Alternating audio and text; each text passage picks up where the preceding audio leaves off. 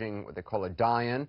That's the backdrop to our conversation today with Sabrina Fulton, Leslie McSpadden, Gwen Carr, and Samaria Rice. Each has lost a son. They've all had to do what no parent ever should. They've been mourning the loss of a child. Their baby is in the public eye in the middle of another painful episode in America's never easy, never simple, but important reckoning with race, which of course is a role that no one seeks, but that these four women, as you'll see, bear with strength, dignity, purpose, and clearly mixed feelings about race and justice. Gwen, do you have confidence in the federal investigation that's going on now? Oh, yes, I have much more confidence in the federal investigation than I did in the local prosecution. You believe your son's civil rights were violated? Yes, they were. Yes, they definitely were. Because if Eric Garner was a white man in Suffolk County doing the same thing that he was doing, even if he would have been caught selling cigarettes that day, they would have given him a summons, and he wouldn't have lost his life that day. I believe that 100%. Anderson, it's just simple. The rules are different. When it's a black kid laying down on the ground, the rules are different. And we have to address it and be honest with ourselves. It's interesting, though, because you talk to, again, in these polls, you see white people don't view it that way, by and large. They don't see it. Because it's no need to. There's no need for them to view it that way. So they don't quite get it. They don't quite understand. They think it's a small group of African Americans that's complaining. Yeah. Oh, what are they complaining about now? As part of our conversation today, also today, Samaria Rice got word that a county medical examiner has ruled the shooting death of her 12-year-old son by Cleveland police a homicide. It's the latest headline in her story, the latest in the entire story. It's not, however, the first. Some background now from Deborah Farah. I can't breathe! I can't breathe! Thousands take to the streets of New York, Not one more! Chicago, Oakland, and dozens of cities in between. The protesters a cross-section of race, age, and socioeconomic status, a reflection of America. United against a justice system, in their eyes, that's failing people of color. Black Lives Matter! The movement gained momentum from a series of cases that exploded onto the national stage. And I just grabbed my firearm and I shot him one time. February of 2012, George Zimmerman, a neighborhood watch volunteer, shoots and kills Trayvon Martin, an unarmed black teen. As the authorities investigate the case and prepare to take it to the grand jury, Zimmerman is allowed to go free. Protests erupt. The story became Page One News. The president even weighs in. My main message is to the parents of Trayvon Martin. You know, if I had a son, he'd look like Trayvon. 6 weeks after he shot and killed Trayvon Martin, George Zimmerman is charged with second-degree murder. Please be seated. His heavily watched and heavily debated 3-week trial ends in his acquittal. We, the jury, find George Zimmerman not guilty. In August of this year, another unarmed black teen is shot and killed, this time by a police officer in Ferguson, Missouri. Michael Brown allegedly stole cigarillos from this convenience store, leading to his run-in with police. Officer Darren Wilson encountered Brown and his friend in the street. A confrontation ensues. Wilson fires repeatedly at Brown and kills him. Protests are almost immediate. The response by authorities swift and tough. Some in the crowd destroy property. Eventually, the National Guard is called in. A week and a half after Brown's death, a grand jury begins investigating whether charges are warranted against Officer Wilson. Their investigation goes on for months, as do the protests. Finally, in late November, the grand jury's decision. They determined that no probable cause exists to file any charge against Officer Wilson. Within the hour, the worst fears of Ferguson and the rest of the country are realized. The nonviolent majority drowned out by the destructive forces of the few. As the grand jury neared its decision, another tragedy was playing out in yet another city, this time in Cleveland. This confrontation between police and a 12-year-old boy. Seen in the security video, Tamir Rice is waving a pellet gun around a park in Cleveland. A witness calls 911. I'm sitting in the park at West Boulevard by the West Boulevard Rapid Transit Station. And there was a guy in there with a pistol. You know, it's probably fake, but he's like pointing it at everybody. Police respond, but the dispatcher fails to relay a vital piece of information, that it could be a fake gun. The officers ordered him to show his hands and to drop the weapon, and the young man pulled the weapon out, and that's when the officer fired. 12-year-old Rice is pronounced dead at the hospital. The death is ruled a homicide. A week and a half after his death, and as emotions from Ferguson still smolder, another high-profile case was coming to a conclusion: the death of Eric Garner. I'm minding my business. Garner, taken down by a New York City police officer with what appears to be a chokehold, died shortly after his altercation with police. His death ruled a homicide. A grand jury investigates whether charges would be filed against the officer who did the takedown. After over 3 months of proceedings, they decide not to indict. Deborah Fayrick, CNN, New York. Well, those are just some of the pieces of the picture that's both national and for millions of Americans of all races deeply personal. None, however, more so than for Sabrina Fulton, Leslie McSpadden, Gwen Carr, Samaria Rice. I spoke with them this afternoon along with their attorney, Benjamin Crump. Samir, I want to start with you. Just today, the Cuyahoga County medical examiner ruled your son's death a homicide. Take me back to the day when you first heard the news. How did you hear what had happened? Actually, 2 little boys came and knocked on my door and said the police just shot your son twice in the stomach. It wasn't police who came to your door, it was just 2 kids? 2 kids. Did you believe it at first?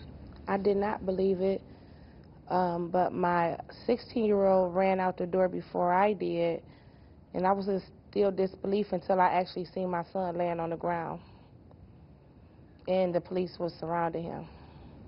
There's audio that's been released of Tamir's sister screaming, "They killed my baby brother." Mm-hmm. What happened when you got to the scene?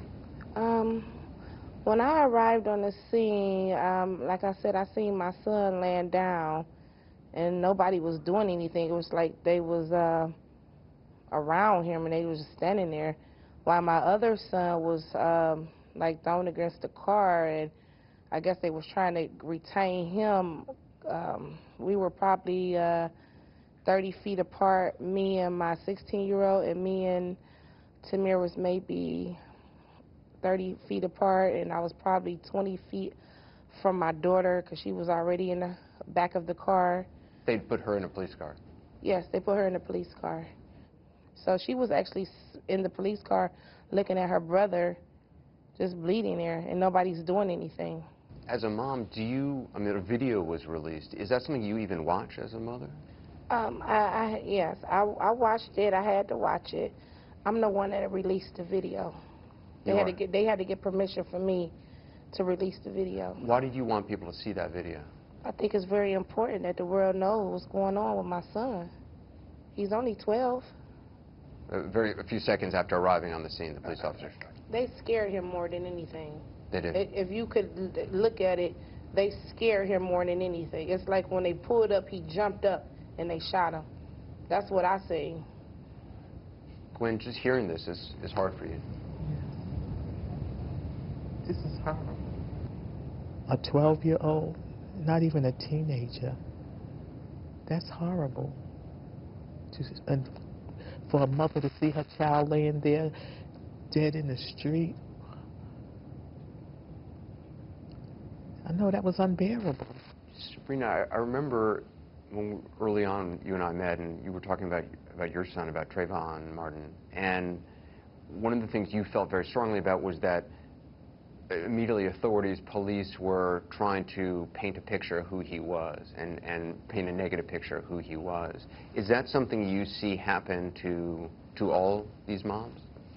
I noticed that they blame the victim, and a lot of times that gives people a kind of ease, and it kind of justify why it was done. Regardless of what these kids were doing or even what Mr. Gardner was doing, it's minor. Those are minor things that they were doing, and it should not have cost them their lives. I talked to the head of the police union in New York, who said that if your son had just allowed himself to be arrested, he'd be alive today. My son never resisted arrest. He had his hands up in the air as he was talking with the police. The police never told him he was under arrest. And he was just asking them to stop harassing him. And for what they were about to arrest him for, he did sell Lucy cigarettes, but he wasn't selling them that day. He broke up a fight just minutes before that's why the police was called, because someone was fighting and he was breaking it up. But when the police came, they looked past the fight and went straight for him. So, they were, why would they do that? When you heard that the police officer had testified that he didn't use a chokehold on your son. Oh, please. Well, what would you call it? He called it a takedown. If it was a takedown, why, when he took him down, he continued choking him, mashing his head against the ground. The rest of the police officers on him. The video plainly shows how long he had his hand around my son's neck. He had no regards for his life. It was like it was a thrill kill for him. He never let up off of him. Now, was that just a takedown? I don't think so. It's interesting, Leslie and Sabrina, when your sons were killed, people said, well, look, if there was a videotape, there was a camera on the police officer, in Leslie, in your son's case, or, if we'd seen clearly what happened in the interaction between George Zimmerman and Trayvon, everything would be clear. There is a videotape in Gwen's case. When you saw that videotape, did you think, well, this time the grand jury is going to indict? We'll have her answer after a short break. And former President Clinton's take on race and justice in America. As always, make sure you set your DVR. You can watch 360 whenever you'd like. We'll be right back. Anderson Cooper 360 is sponsored by The Imitation Game. What is it that we're really doing? We're going to break an unbreakable Nazi code and win the war. Starring Benedict Cumberbatch and Keira Knightley. Oh. Now playing in select cities. What is it that we're doing? We're going to break an unbreakable Nazi code and win the war. Oh. The critics agree. The Imitation Game is one of the greatest movies of the year. You will never understand the importance of what I am creating here. And now nominated for 5 Golden Globe Awards, including Best Actor, Best Supporting Actress, and Best Picture of the Year. Any questions? The Imitation Game, rated PG-13. There is no car in this accident. Because there was no accident. Volvo's most advanced accident avoidance systems ever. The future of safety from the company that has always brought you the future of safety. Give the gift of Volvo this season, and we'll give you your first month's payment on us. If a denture were to be put under a microscope, we can see all the bacteria that still exists. Polident's unique MicroClean formula works in just 3 minutes, killing 99.99% of odor-causing bacteria for a cleaner, fresher, brighter denture every day. I am totally blind. I lost my sight in Afghanistan, but it doesn't hold me back. I go through periods where it's hard to sleep at night and stay awake during the day. Non-24 is a circadian rhythm disorder that affects up to 70% of people who are totally blind. Talk to your doctor about your symptoms and learn more by calling 844-844-2424 or visit my24info.com. What can your Fidelity Green Line do for you? Just take a closer look. It works how you want to work. With a Fidelity investment professional or managing your investments on your own. Helping you find new ways to plan for retirement and save on taxes where you can, so you can invest in the life that you want today. Tap into the full power of your Fidelity Green Line. Call or come in today for a free one-on-one review. As you travel, Seiko Astron uses GPS satellites to adjust to your exact time. Harness the power of space. Astron GPS Solar Chronograph from Seiko. Venice, Norway. Santorini. What began on the great rivers now reaches across the seas. Immersive experiences, majestic destinations, journeys for the explorer in all of us. Sail to ports of legend on a ship designed for discovery and delight. The essence of what an ocean voyage should be. Viking Ocean Cruises, exploring the world in comfort. How do you think of the new show on CNN? Somebody's got to do it. All right. On CNN Wednesday night. That doesn't make you hungry. I don't know what will. Mike learns to speak ghosts and meets a cheese queen who's changing the farm industry. It's almost as though you give a crap. Plus, you lost some sort of bet, sweetheart. She's made decorating dogs an art form. That's not a bad first try. That sucks. Somebody's got to do it. Wednesday night, starting at 9 Eastern on CNN. A demonstration is now underway in Cambridge, Massachusetts. Hundreds of people in there in Harvard Square staging a die-in. We're talking tonight to the mothers of Trayvon Martin, Michael Brown, Eric Garner, and Tamir Rice. Today, former President Bill Clinton spoke about the demonstrations that we've all been seeing, the incidents behind them, and the larger challenges he sees it for all Americans. The fundamental problem you have anywhere is when people think their lives and the lives of their children don't matter, that they're somehow disposable, just like a paper napkin after a lunch at a restaurant or something. It just doesn't matter. And we have to, if we want our freedom to be in deed as well as word in America, we have to make people feel that everybody matters again. President Clinton today. More now, my conversation with Sabrina Fulton, Leslie McSpadden, Samaria Rice, and Gwen Carr. In the last segment, I asked Ms. McSpadden whether the existence of video in the death of Eric Garner would lead to charges against the officer involved, in her opinion. When you saw that videotape, did you think, well, this time the grand jury is going to indict? Leslie? I really didn't know, to be honest with you, because I was so for sure that they would indict the officer that shot my son without a videotape, because you had so many live witnesses, which is just as real as that videotape.